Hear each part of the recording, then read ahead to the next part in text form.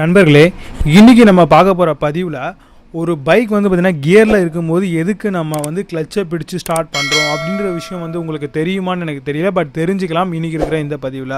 இப்போது நார்மலாக ஒரு பைக் அப்படின்னு எடுத்துக்கிட்டோம் அப்படின்னாவே வந்து பார்த்திங்கன்னா உங்களுக்கு கிக் ஸ்டார்ட் வந்து பார்த்திங்கன்னா மேக்ஸிமமான ஸ்போர்ட்ஸ் பைக்கில் வந்து கொடுக்குறதில்ல. அப்படி கொடுக்காத பொழுது வந்து பார்த்திங்கன்னா நம்ம வெறும் செல்ஃப் ஸ்டார்ட்டை மட்டுமே நம்பி தான் இருக்கணும்.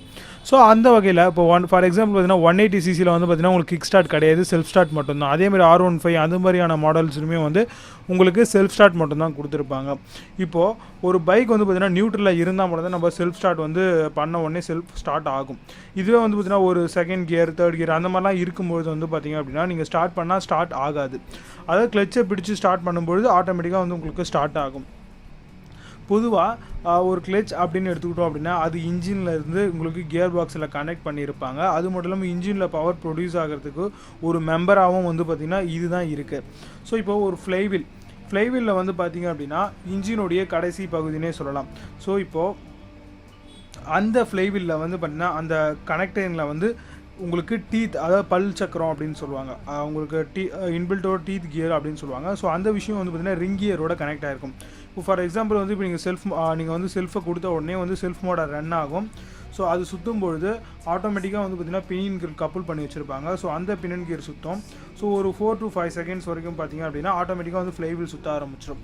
இப்போது ஃப்ளைவீல் சுற்றின உடனே வந்து பார்த்திங்கன்னா உங்களுடைய பைக் வந்து பார்த்திங்கன்னா இன்ஜினுடைய பவர் சோர்ஸ் வந்து பார்த்திங்கன்னா ஆட்டோமேட்டிக்காக வந்து உங்களுக்கு ரொட்டேட் ஆக ஆரம்பிச்சிடும். ஸோ அதுக்கப்புறம் ஃப்ளைவீலோடைய ஹெல்ப் வந்து இன்ஜினுக்கு தேவையில்லை. ஸோ ஆட்டோமேட்டிக்காக வெறும் பெட்ரோல் மட்டும் இருந்தால் போதும், ஆட்டோமேட்டிக்காக உங்களுடைய வண்டி வந்து பார்த்திங்கன்னா ரொட்டேட் ஆகி அந்த வீல் வந்து ரொட்டேட் ஆக ஆரம்பிச்சிடும். ஸோ வண்டி ஸ்மூத்தாக ரன் ஆகும்.